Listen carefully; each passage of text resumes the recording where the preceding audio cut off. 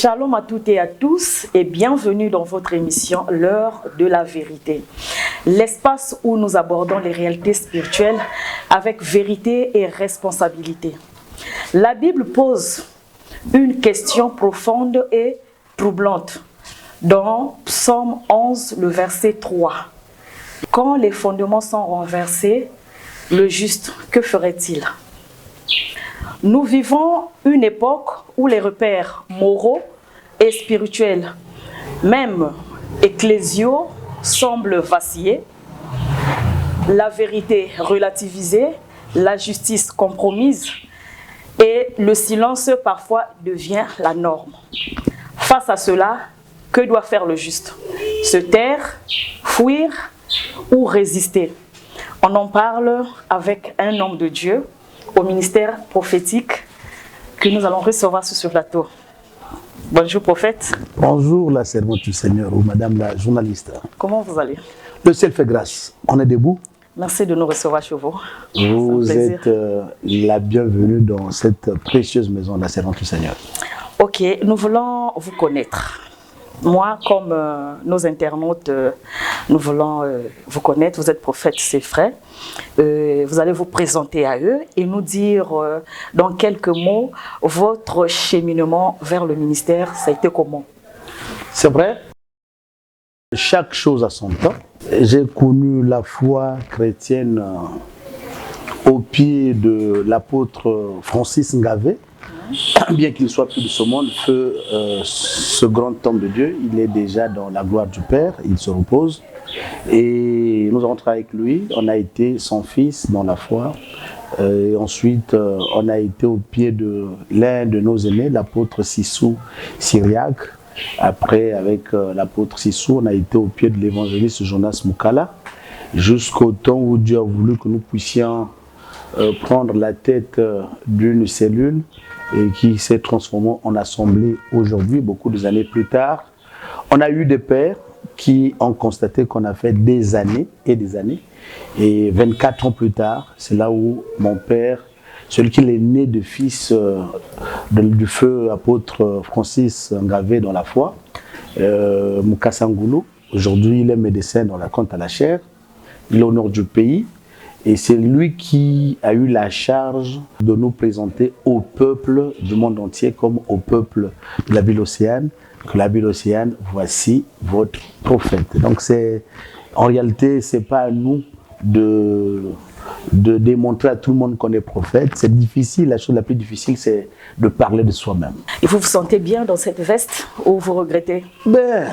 Vous savez que dans la foi chrétienne, quand la tenue ne te convient pas, le frère David a été un modèle. Quand le roi Saoul lui a donné une tenue qui n'était pas lui, il était obligé de l'enlever. Et je crois que la tenue va de pair avec le ministère. Car c'est ton précieux frère et celui qui est à votre côté, bien sûr. Ok.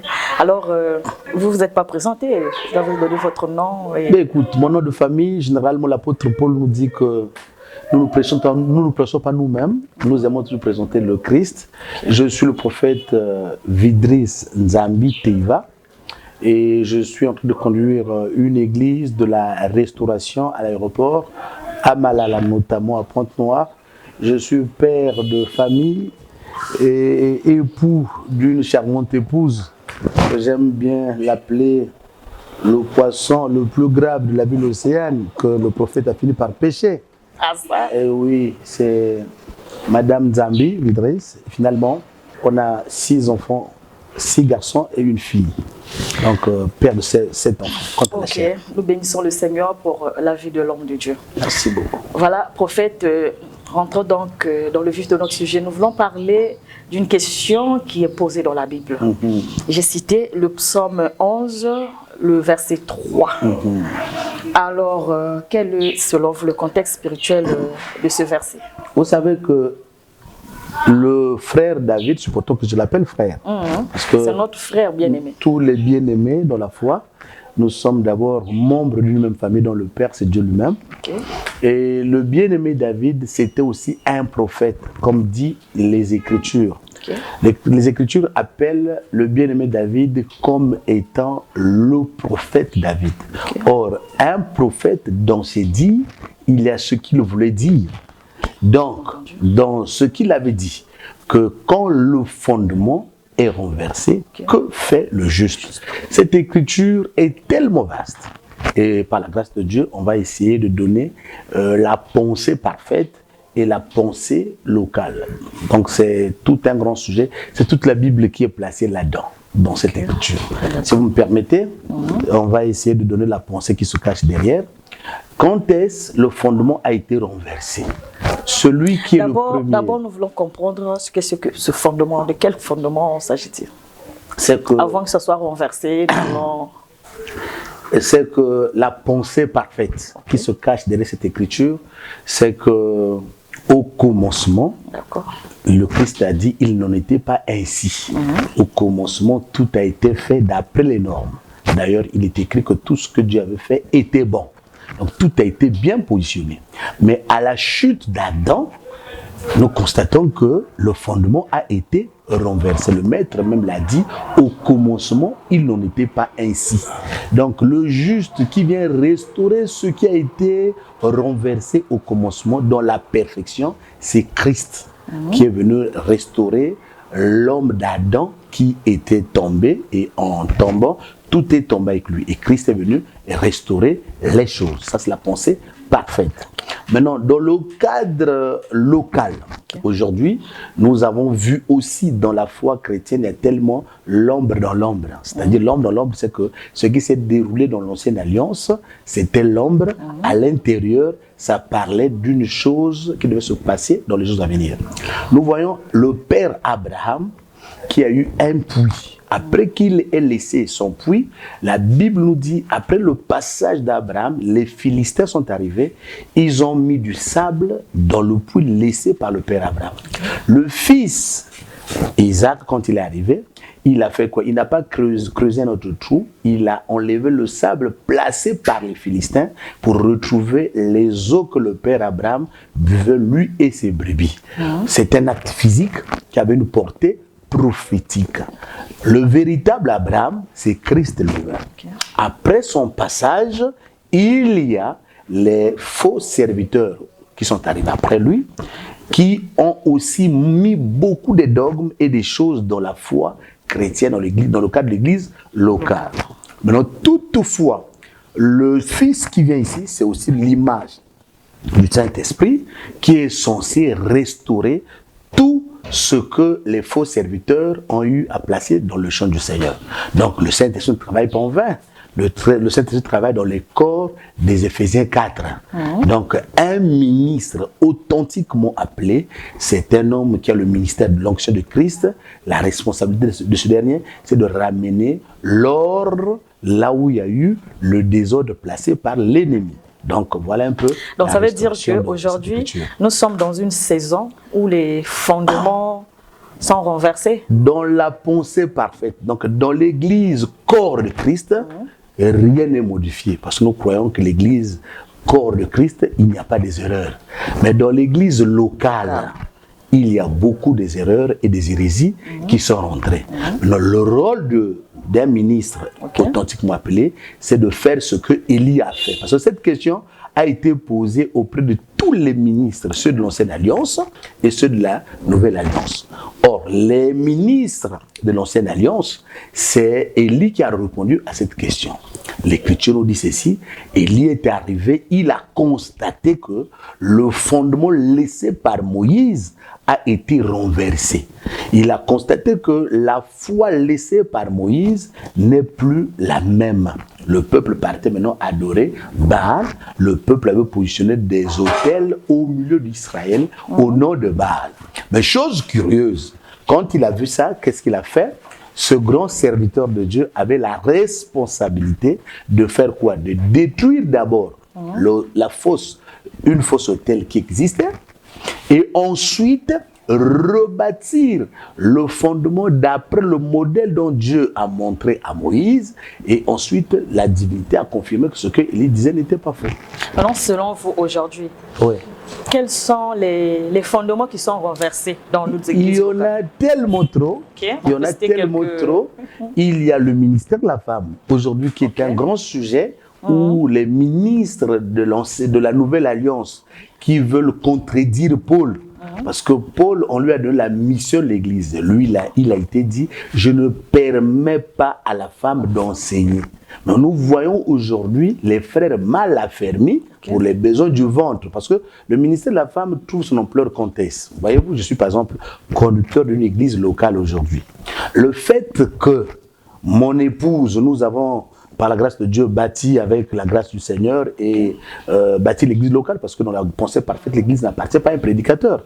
L'église appartient à Christ lui-même. C'est là qu'il est écrit dans les Écritures, je bâtirai mon église. L'église l'appartient. Maintenant, ce que nous sommes en train de bâtir, beaucoup plus, c'est des bâtisses. Parce que le véritable prédicateur, il ne bâtit pas d'abord les maisons, il bâtit Christ dans les âmes. Maintenant, toutefois, nous bâtissons les bâtisses et que les hommes viennent adorer Christ, on constate que les dîmes sont en grande quantité, les offrandes, les libéralités, tout ce qui s'ensuit sont en grande quantité. Mais si j'accepte les collaborateurs ou les enfants que Dieu m'a encadrés, m'en donné, c'est pas bon, c'est une affaire familiale. Je dois mettre mon épouse à l'intérieur. Parce qu'on n'a pas vu l'apôtre Pierre faire ça, on n'a pas vu l'apôtre Paul, Dieu merci, il n'était pas marié, Jacques et autres faire ça. Mais nous voyons les prédicateurs de la Nouvelle Alliance, aujourd'hui c'est à cause du ventre qu'ils ont placé le ministère. Non, mais tous ne sont pas les femmes des serviteurs. Mais il y en a des femmes qui ont reçu l'appel qui évoluent. Et quand vous voyez même dans ces églises, ce sont des églises qui sont parfois prospères. Vous voulez dire qu'il n'y a pas de... la prospérité n'est pas un signe qui atteste que Dieu est dans un milieu. Hein? Ce n'est pas ce qui atteste que Dieu est dans un milieu. Non, non, non, non. L'Écriture dit ceci, si vous m'aimez, gardez mes commandements.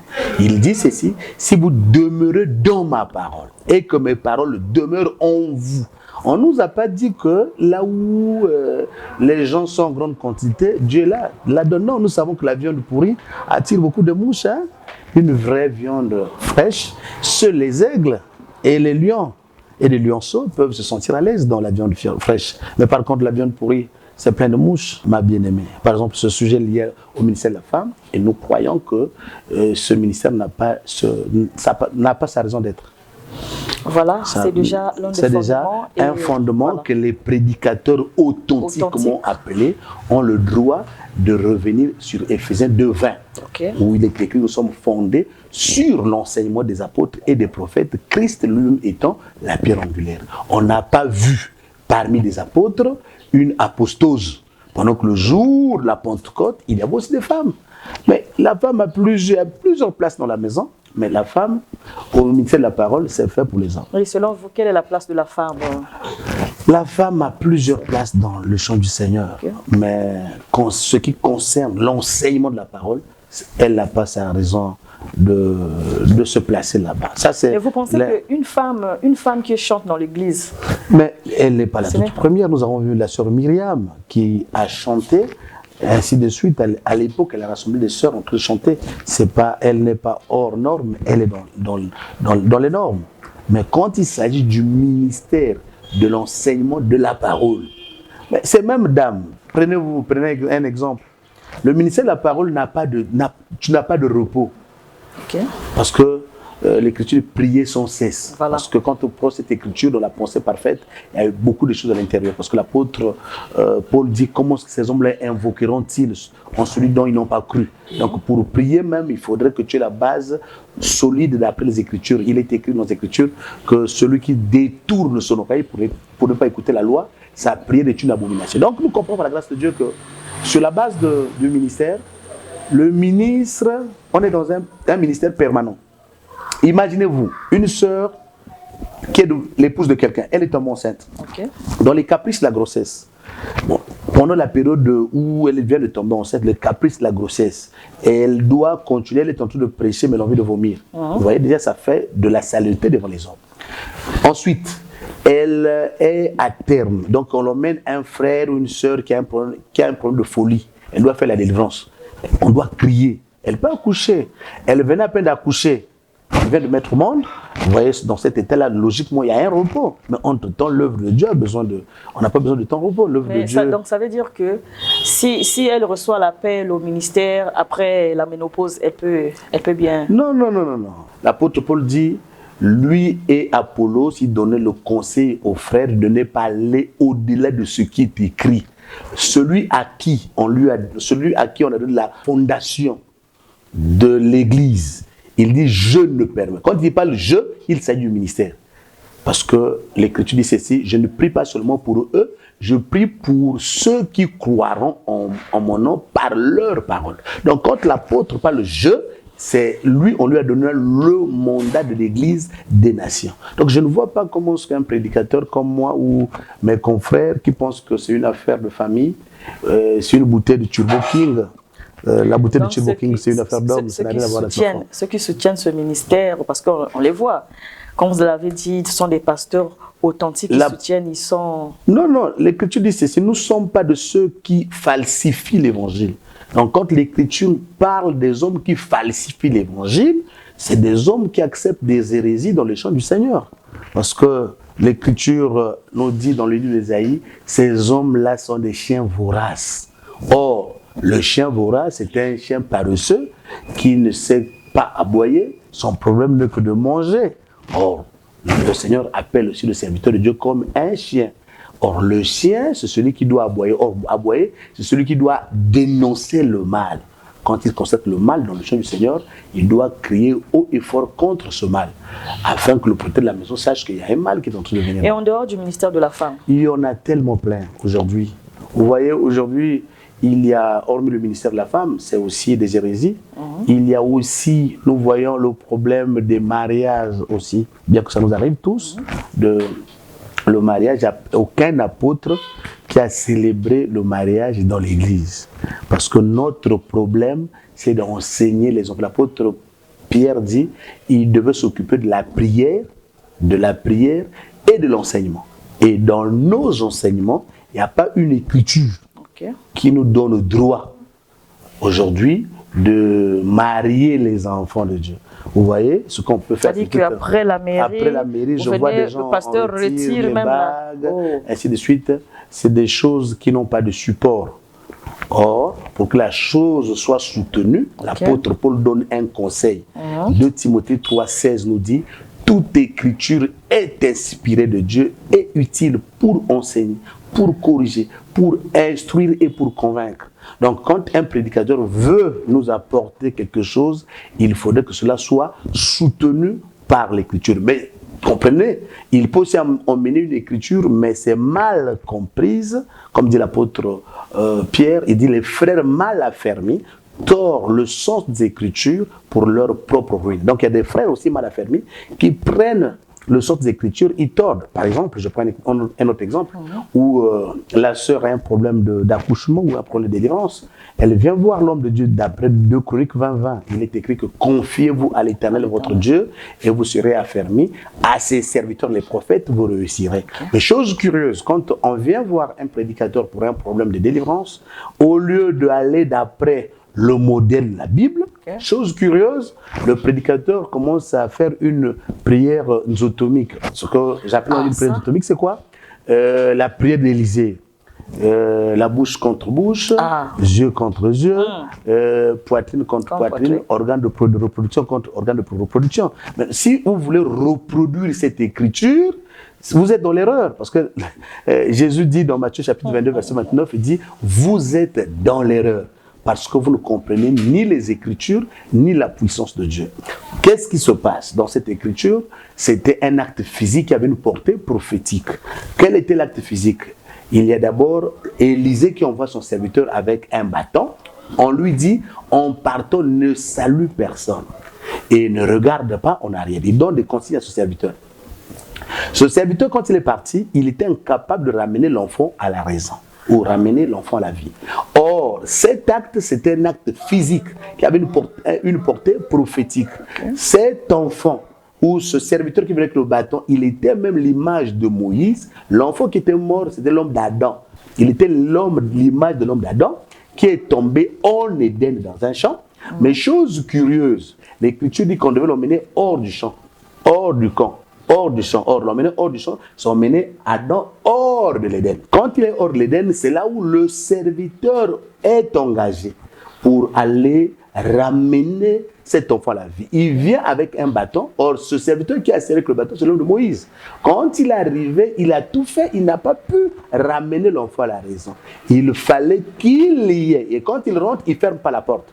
Le maître, quand il arrive, il ferme la porte pour montrer que le dernier prophète, c'était lui. Quand il pousse plus loin, j'aime bien cette écriture, qu'est-ce qui se déroule?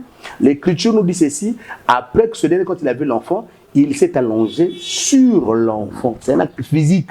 Le mouvement de Jésus, c'est le symbole aussi de la mort du Messie. Et quand il revient à la vie, c'est le symbole de la résurrection. Et quand le Christ est revenu à la vie, il n'est pas revenu tout seul. Il est revenu avec les saints qui sont morts avec lui, qui sont morts dans le Seigneur. Donc, comprenons par la grâce de Dieu que la résurrection de cet enfant, par la grâce de Dieu, cachait une pensée prophétique. Mais les frères mal affermis veulent maintenant aller avec les femmes d'autrui, ainsi de suite. Je vois, par exemple, les femmes pauvres d'elles, elles se font nettoyer à la télé, avec non, les délivrances où l'homme de Dieu prend la cuvette. C'est la spécialité des prophètes. C'est une manière de lapider les prophètes. Oui, c'est la spécialité. Non, c'est la spécialité des faux prophètes. Ah, okay. Parce que dans le ministère, nous sommes 10. Voilà. On n'a pas 5 ministères, il y en a 10. C'est vrai, on parle de 5 ministères, mais dans la pensée parfaite, il y en a 10. Pourquoi il y en a 10? Le Seigneur a laissé 5 dons, ministères authentiquement appelés, parce que l'Écriture dit que la nuit étant venue, l'ennemi aussi est venu déposer sa sémence. Or, quand l'ennemi, le Seigneur a déposé 5 dons vrais, le diable aussi a déposé 5 dons faux. Donc, il y a un faux prophète, il y a un faux pasteur, il y a un faux docteur, il y a un faux apôtre, il y a aussi un faux évangéliste. Maintenant, aujourd'hui, quand un faux prophète fait la mauvaise chose, ça retombe sur les vrais. Non, il faut appeler chat par chat, parce que l'Écriture dit, celui qui est mon serviteur est censé voir les choses comme je l'ai fait et le reproduire comme il l'a entendu. C'est ce que dit le livre de Jérémie. Je vous ai présenté ce fondement qui n'est pas aussi juste. Okay. Il y en a plein. Nous voyons aujourd'hui le problème de bain du sel. Okay. Les bains du sel, donc on doit nettoyer, on nettoie les sœurs. L'esprit du Python a dit que Paul était serviteur de Dieu, lui et Silas. Ce qu'il disait était vrai, mais lui-même il était faux. Comment est-ce qu'on a reconnu que l'esprit du Python était faux? L'esprit du Python est faux parce que l'esprit du Python prophétise en glorifiant l'homme. Or, l'esprit de Christ glorifie Christ. Ces 2 hommes que vous voyez, ce sont les saints serviteurs. Les 2 hommes, ils glorifient l'homme. Or, Paul disait au jour de sa chair, qui est Paul, qui est Apollos? L'esprit de Christ doit glorifier Christ. Nous allons remarquer que aujourd'hui, il y a des bains dans les assemblées. Ah oui? Les bains, on s'appuie sur quelle écriture? Dans Éphésiens 2:20, il n'y a pas un apôtre qui a nettoyé avec le sel. Mais pourquoi ce sont les sœurs qu'on nettoie? Et quand nous voyons toutes ces pratiques-là, c'est surtout le genre féminin qui est malheureusement touché. Là. Mais l'Écriture dit quoi? La femme est d'un sexe faible. Quand on parle d'un sexe faible, ça veut dire que la femme pauvre d'elle, elle est faible d'esprit. Voilà pour cette raison, elle tombe dans cette nasse. Mais nous louons le Seigneur parce que l'Écriture dit que les faux prophètes feront des miracles. Jusqu'à vouloir séduire même les élus si cela était possible. Un élu ou une élue, on ne peut pas la séduire. Pourquoi? L'élu connaît la voix du berger. Parce que l'Écriture dit, mes brebis entendent ma voix et elles la suivent. Donc une vraie brebis, on la reconnaît quand elle dit amen à la parole. Ce qui tue aujourd'hui les sœurs mal affermies aussi, c'est quoi? Ils acceptent des choses sans support biblique. Vous voyez, par exemple, le jour d'Élisée, Élisée a pris un plat nouveau, on a mis du sel pour aller jeter à une source. C'est un acte physique qui a une portée prophétique. Au jour des apôtres, on n'a pas vu un apôtre répéter ça. Nous croyons, par la grâce de Dieu, que la ville produisait la mort. Or, d'après le livre de Jérémie, chapitre 1, le verset 18, il est écrit « Jérémie était toute une ville ». Ah, si Jérémie était une ville, qui était Jérémie, il était tout un prophète. Or, la ville qui produisait la mort, c'est un prophète qui trimballait la mort. Or, ce prophète-là, c'est l'homme d'Adam qui a connu la mort.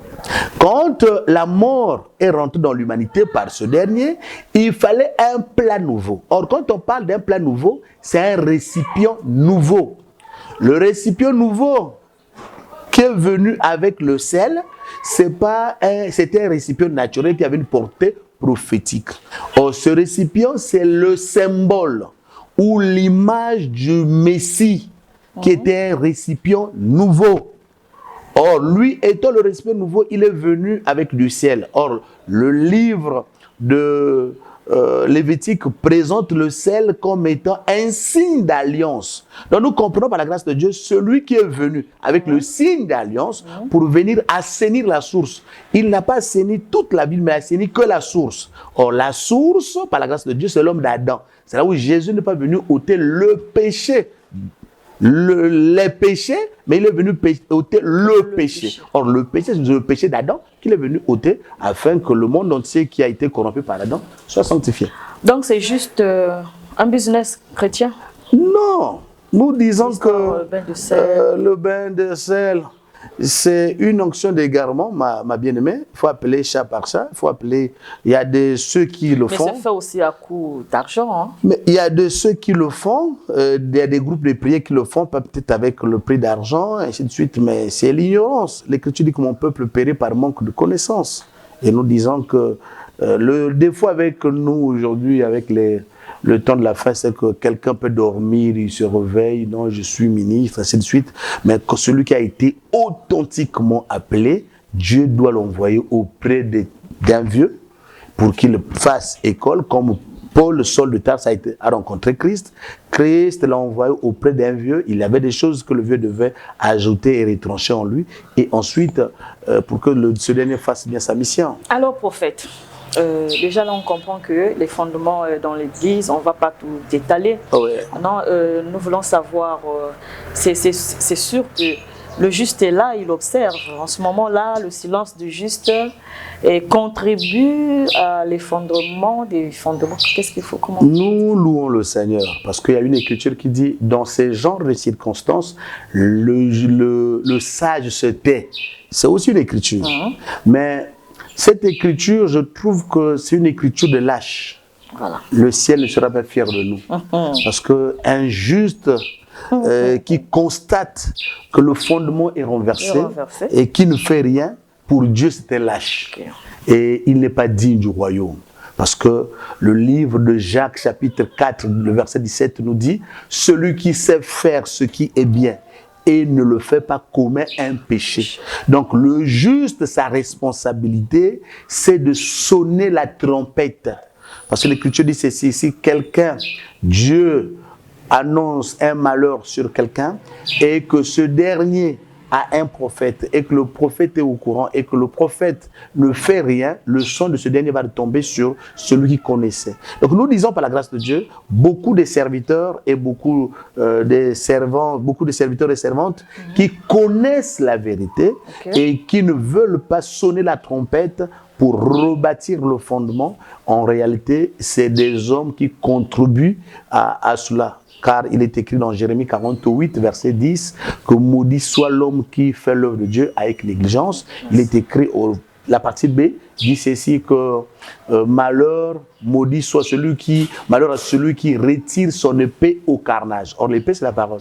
Un prédicateur, quand c'est comme ça, est censé tailler en pièces les œuvres des ténèbres. C'est ça notre mission que Dieu nous a appelée, la servante du Seigneur. Oui, mais comment procéder? Le juste qui se tait contribue-t-il au renversement des fondements? Mais en réalité, un juste qui se tait, c'est un juste lâche. Non, lâche, mais peut-être qu'il n'a pas les moyens. L'Écriture dit les lâches n'ont pas de place dans le royaume. C'est ce que dit le livre de l'Apocalypse. L'Écriture dit que celui qui aime sa vie plus que le Christ n'est pas digne du royaume. Ils ont peut-être peur de la mort, ils ont peut-être peur de la disette, ils ont peut-être peur d'être rejetés par les autres, mais il est mieux que les hommes me rejettent et que je sois comme Michel. Nous ne sommes pas les premiers à vivre ces genres de moments, parce que l'Écriture dit que ce qui était, c'est ce qui est. Ce qui est, c'est ce qui sera. À l'époque de Michée, il y avait le roi Akab qui aimait qu'on puisse lui dire des choses agréables à l'oreille. Et entre-temps, Michée ne savait que dire la vérité. À un moment limité, un jour, le roi a invité un autre roi. Akab a invité un autre roi qui est venu le voir pour dire, écoute, s'il te plaît, monsieur le roi, j'ai un souci. Le souci, c'est que je vais aller en guerre, je veux que tu m'accompagnes. L'autre dit, écoute, on est en Israël, on ne peut pas faire quelque chose sans avoir consulté Yahweh. On va quand même le consulter. Mais le roi voisin, le roi de Juda, avait remarqué que il y avait de la corruption dans le dire de tous les prophètes qui entouraient Akab. Okay. Tous les prophètes disaient la même chose. La Bible parle, tous les prophètes étaient d'un commun accord. À un moment limité, Josaphat, le roi de Juda, s'est dit, ah non, s'il te plaît, roi, tu n'as pas un autre prophète qui peut dire le contraire de ce que ces hommes-là disent? Je trouve qu'ils sont tous, ils sont dans le même discours. C'est ce que nous voyons dans toutes les églises presque. Quand tu arrives là, il y a la prospérité qui est le message de base. C'est tout ça aussi le fondement qui est renversé. Parce que nous ne venons pas à Christ à cause de la prospérité. Non. L'Écriture nous dit ceci, Dieu a tant aimé le monde qu'il a donné son Fils unique afin que quiconque croit en lui ne périsse point, mais que ce dernier ait la vie éternelle. Imaginez-vous les princes des pays riches, des princes, des présidents, c'est-à-dire les fils des présidents, les fils des gens qui ont beaucoup d'argent dans la société. Et ces hommes-là, ils vont venir à Christ. Non, c'est pas à cause des choses périssables que le Messie est arrivé, premièrement. Mais, prophète, lorsque vous vous retrouvez dans un environnement spirituellement corrompu, en ce moment-là, vous faites quoi? Mais nous sommes pas les... vous avez à dire... Nous ne sommes pas les premiers. C'est ce que je vous dis. Michée disait, mais oui, bien qu'on ne l'écoutait pas. Oui, Michée disait, mais aujourd'hui, parce qu'il y a les hommes de Dieu, quand vous les voyez, c'est vrai, ils veulent dire la vérité, mais seulement l'environnement ne leur... Mais voilà, vous êtes arrivé, vous avez quand même visité le prophète aujourd'hui. Qu'est-ce qu'il fait dans son petit coin? Il ne cesse de sonner la trompette, tel qu'il se doit. Je crois qu'on n'est pas seul. Et quand même Élie pensait qu'il était seul, Dieu l'a dit, non, j'ai 7000 serviteurs qui n'ont pas fléchi leur gêne de mon Baal. Mais nous croyons que c'est pas que dans le monde entier, tous les prédicateurs sont corrompus. Non, il y a les fils du royaume. Parce que aussi, on pourra vous traiter de jaloux, parce que les autres sont prospères et vous venez... Non.